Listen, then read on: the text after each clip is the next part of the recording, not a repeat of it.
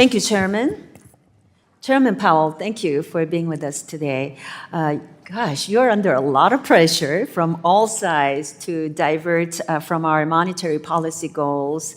And I commend you for your leadership and staying focused on the core missions of the Fed, which are price stability and maximum employment. So thanks again for your leadership.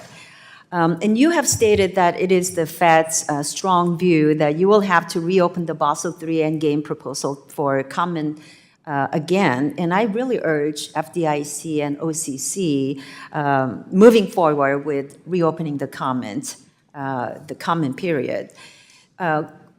Chairman Powell, would broad support mean abandonment of any modified proposal that garners mostly negative public comments in a public comment period for the modified proposal? Sorry, I didn't follow your question. Would broad support mean abandonment of any modified proposal that garners mostly negative public comments in a public comment period for the modified proposal? I mean, broad support empirically would mean, a good solid vote on the Fed board.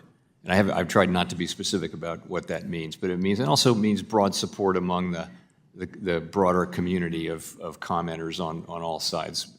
That's what I meant by broad support. Got it. Yeah, that's what I meant by it. Thank you.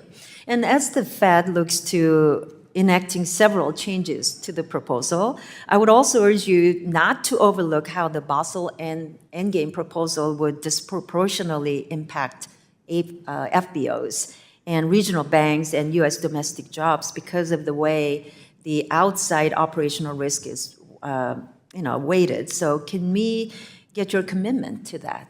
So let me just say I'm not going to get into specifics. We're well aware of those concerns. We've obviously carefully digested all of the comments we've gotten from all different sectors, and those are concerns that we're well aware of.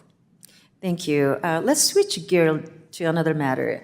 You have spoken for the need of transparency. Are there any conversations at the Fed to have more transparency and better engagement and consistency with stress tests?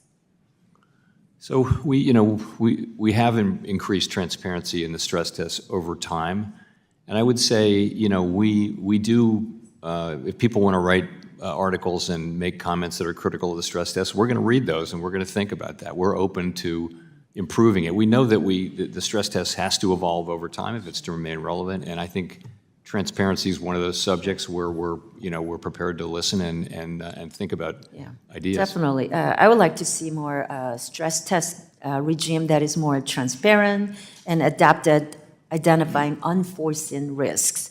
So we can achieve that by being more collaborative, I believe, yes.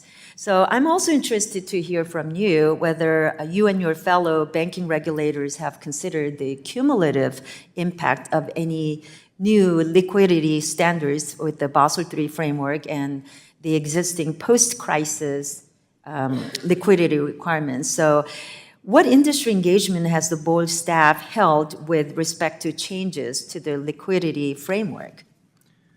So we haven't actually made any proposals on that yet. Mm-hmm. We have had significant industry interaction on the proposals, and we will move, I think, at some time this year. What about the board staff? Have they conducted any industry-wide data collection to study the necessity for and the impact of any changes to the existing liquidity framework? I think we've done a lot of investigation on that front, but I think that this is the beginning of the process, not the end.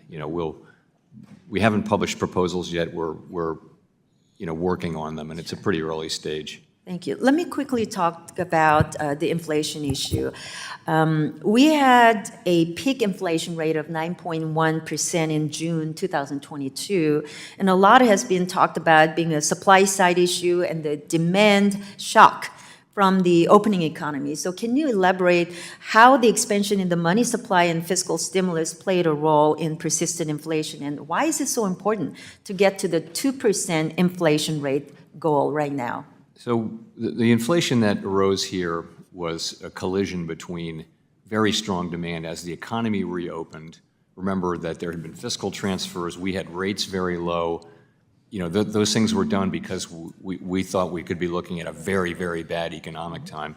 As it turns out, the economy reopened and demand spiked very high. People had saved a lot of money because they couldn't spend.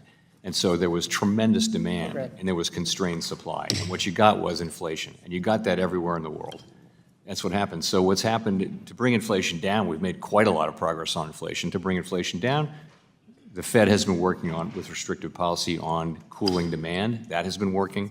And the supply side has been healing. And the negative labor participation shock has essentially reversed, adjusted for. So it's kind of working out as we had expected.